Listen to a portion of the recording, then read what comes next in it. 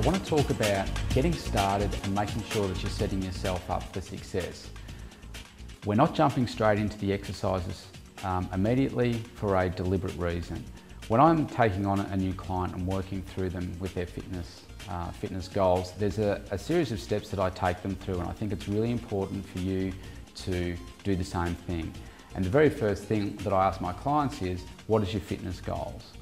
Or what are your fitness goals? So what I do is I get them to write them down. So what I want you to do is take some time now, think about what are your fitness goals. Okay, so you need to write them down. Once you've written them down, then I want you to think about, okay, so why are they important to you? Why is it important to, drop a dress size or lose 5 kilos or become more fit? And then why is that important to you? Is it your health and fitness that you're concerned about because you've got a history of health issues in your family? You just want to look better for your partner? Whatever it is, but make sure that you write down why that is. The last thing that you want to do is to determine how committed are you on a scale of 1 to 10 to achieving your fitness goals. So if you've written down your fitness goals, why it's important to you and how committed you are, then I would imagine that you should be close to 10. If you're down around a 3, then I can tell you the simple system or any fitness campaign is not going to work for you. So you need to clearly establish what your goal is, why it's important to you, and how committed you are to doing it. Now, if you're a 10, then you're absolutely going to work towards achieving your goal. The next thing I want you to do is to make a plan to change your nutrition. Okay, if you're watching this video, then I'm assuming that maybe you're watching it for weight loss or just some general advice as to how to improve your overall health and fitness. Now, the most critical component of your success is going to relate to your nutrition. I can tell you that probably 70% plus of people's results, whether it's sports performance, putting on muscle or losing weight, is around the nutrition. So you need to have a plan to change it. Now, in another video, we're going to talk about in more detail about nutrition, but right now, I want you to start thinking about what are some of the changes that I can be making right now. So while we're talking about nutrition, the next point you need to consider is a nutrition journal, okay, or a food diary. Now, don't underestimate how important this one is either.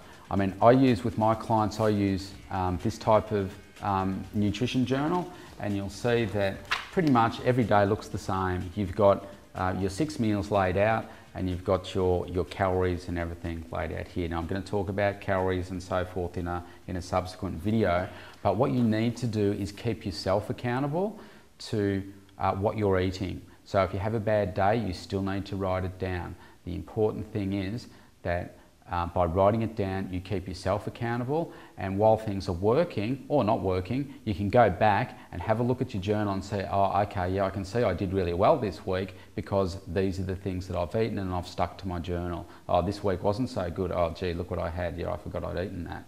I've forgotten I'd eaten that. So it's really important. Don't underestimate this one. It's a really powerful one that I use with my clients to help them get awesome results. The next accountability tool is to do with a training journal. So you're writing down what you're eating. I also want you to write down what it is that you're doing in terms of activities. So as we go through each day and we're giving you a new exercise and so forth, you're building a program, I want you to write down the date, the times that you're exercising and so forth. Here's an example of what I do for my clients, which just has the exercises written down the side. It's got your date. This is 1 day, 2 days, etc. I've just done this on an Excel spreadsheet, and you can see here we've got, this is what we call a set. So this is 1 set, so 1 lot of exercises 2, and this allows for up to 3 sets. So this is a really, really great tool. Now you can create your own. You can use a spreadsheet, or just grab a simple exercise book and just start recording what you're doing in here. But again, I've got a simple philosophy in life. What gets measured gets done, and just like with your food, your exercise is exactly the same thing. You need to keep track of it. So again, when you have a bad day, or bad week, sorry, you can go back and you can see, okay, this is what's happened on the scales this week. This is what's happened in my nutrition, and oh yeah, that's right, I forgot I didn't do as much resistance training this week as last week. So it's really critical. The next point is about scheduling your training days. So you're not only going to write down what it is that you're doing, I want you to make sure that you go into your calendar and you block out the days that you're going to be exercising. So an example of our resistance training, I teach my clients to do it. Let's use a typical week. A Monday, Wednesday and Friday would be good resistance days for training, or Tuesday, Thursday, Saturday. The key being that you've got one day of rest between each lot of exercises. So set aside your days and the times of days that fit with your schedule. The last thing that you want to do is to say, yep, I'm going to train today, being a Monday, and you get up and say, oh, actually no, look, I'm going to do it tomorrow. You need to lock away those times. So look at your schedule and see when is a good time for you. It could be lunchtime, it could be before you go to get up and have breakfast, it could be after work, after the kids go to bed. Whatever it is, look in your schedule for those times to do your resistance training and then also to do your cardio training. Stick to times and it'll work for you. The last point I want you to consider is where you're going to train. Now this is really important. It might sound simple, but you've got to have the right location for where you're going to train. There's no point in training somewhere that you just don't like. So for instance, a good place not to train is probably in your bedroom. You want to find a location that's going to motivate you and somewhere where you can access. A good example would be if you love the outdoors, don't exercise indoors, try and exercise outside. The point is you've got to find where it is that you can exercise. Now, the 21-day simple system is built around the concepts of you can do these exercises anywhere, anytime. So you don't need expensive equipment, you can just do them at home, most of them using body weighted exercises. Obviously we're filming here in my studio. You don't have to join a gym, but obviously you can join a gym. You know, you can train in a studio just like this. But most of it can be done in the privacy of your own home. What you want to try and do is have it as a vibrant atmosphere and away from distractions. So ideally, you don't want to do it while the kids are scurrying around your feet or there's a lot of, you know, talking and so forth. You want to be able to get into your zone and get the training done. Now, obviously, in terms of resistance training, I've just said that we're going to use body weighted exercises. You don't have to, you know, buy weights to lift weights and so forth. But one of the things that I will be showing you through the 21-day simple system is some exercising using what we call here a resistance band. Now, if you've never seen a resistance band before, it's basically like a rubber band.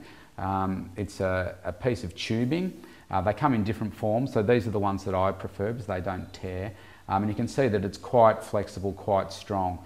And the reason that these are so great is that somebody that is quite strong and somebody that is quite weak can use exactly the same piece of equipment. You just change your grip and so forth. So I would suggest if you don't have one of these already that you can contact me and get me to send you one, or you just go to a good quality sports store and they'll be able to get you a resistance band. You want to go for, if you're not sure of the pressure that you require on it, maybe get to a medium to a hard version.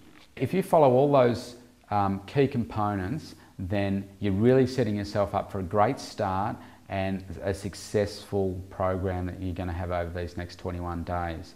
I want you to stay tuned for the next video, which is going to be all about nutrition. Again, it's the fundamental component for your success. Do not underestimate it. All those things that we've just gone through today. So I would suggest re-watch this video, go through and make sure that you've documented all the things that we've said are really important for your success. And thanks for watching.